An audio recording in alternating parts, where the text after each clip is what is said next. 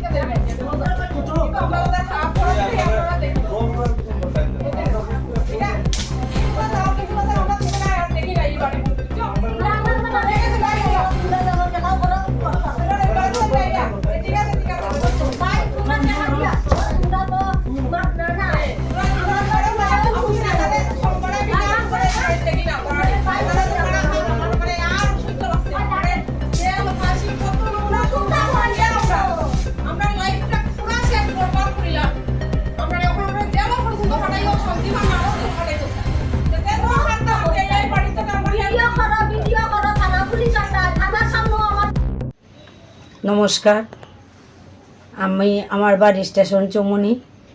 আমার নাম মহুয়া ভট্টাচার্য। আমার স্বামীর নাম স্বর্গীয় রসিক ভট্টাচার্য, প্রিয় রঞ্জিত ভট্টাচার্য। শ্বশুরের নাম রসিক ভট্টাচার্য। আমার দীর্ঘ বিবাহিত জীবনে 93-তে আমার বিয়ে হয়েছে। বিবাহের পর থেকে আমি এই বাড়িতে বসবাস করতেছি। আজকে এপ্রিল মাস থেকে আমার পাশের বাড়ি সজল দেব, এর পাশের বাড়ি বঙ্কদেব, এর সঙ্গে আমার একটা জায়গা সংক্রান্ত ব্যাপার নিয়ে খুব ঝামেলা হইতেছে। এই ঝামেলার সূত্রপাতে আমি থানার কাছে গেছি। আমি এসডিএমের কাছে গেছি, আমি অনেক সাহায্য পাইছি, আমি মণ্ডলেও গেছি, সাহায্য পাইছি, তারা সাহায্যের হাত বাড়াইছে, কিন্তু তারা বাড়ানোর সময়টুকু আমারে দিতেছে না। আজকে আইয়া আমি বাড়িতে আসলাম না, আইয়া সেটা তারা আমার বেড়া টেরা ভাইঙ্গা আমার ভাড়াটি সমস্ত ভাড়াটি উঠাইয়া দিছে। আমার দোকানে একটা দোকান খুলছিলাম, এটার মধ্যে এই দোকানদারটার উঠাইছে অক্ষণ লাগাইতে তো তাদের জোর আছে, জোর দেখাইছে, আমার সেই জোর নাই তাদের মধ্যে, তাদের সঙ্গে লড়াই করার মতো।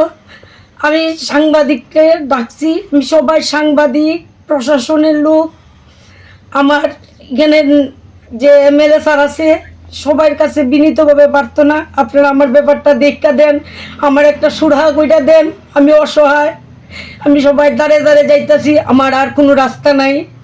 এটা এত বছর ধরে আমি আছি, তারা এতদিন কই আসলো, আপনারা আমার একটু দেখা দেন। নমস্কার। এই জায়গা তো টিলার উপরে আসলো, টিলা আসলো 51 সাল থেকে, আমার শ্বশুর এই টিলাতে, 97-তে এই টিলা কাটা হয়েছে। এই অক্ষণের যে বাড়িটা, আমি 97 থেকে এই বাড়িতে আছি। আমার স্বামী 2002-এ মারা গেছে। আমি দীর্ঘদিন আমার শ্বশুরের যে মানিক ঘোষের জায়গা হিসাবেই রয়েছি, এই হঠাৎ করে এই গন্ডগোল সৃষ্টি হয়েছে। আমার বাড়ি তো স্টেশন চুমুনি ঢুকতেই মমিতা ফ্লেক্সের সাথে, আর বাড়িটা কতটুক তো আমি জানি না, আমার বাড়িতে আমার স্বামী যতটুক রাখিয়া গেছে অতটুকুই আছে, পাশে আমার দেওরের ঘর, কুমারঘাট স্টেশন চৌমনি। এই ব্যাপারে আমি রাজ্যের মুখ্যমন্ত্রীর কাছে একজন নাগরিক হিসেবে আমি আমার প্রাণ ভিক্ষা চাইতেছি, আমি শান্তিতে থাকতে পারতেছি না, আমি আমার বয়স অনেক হয়েছে, আপনারা এটা ব্যাপারটা দেখা দেন।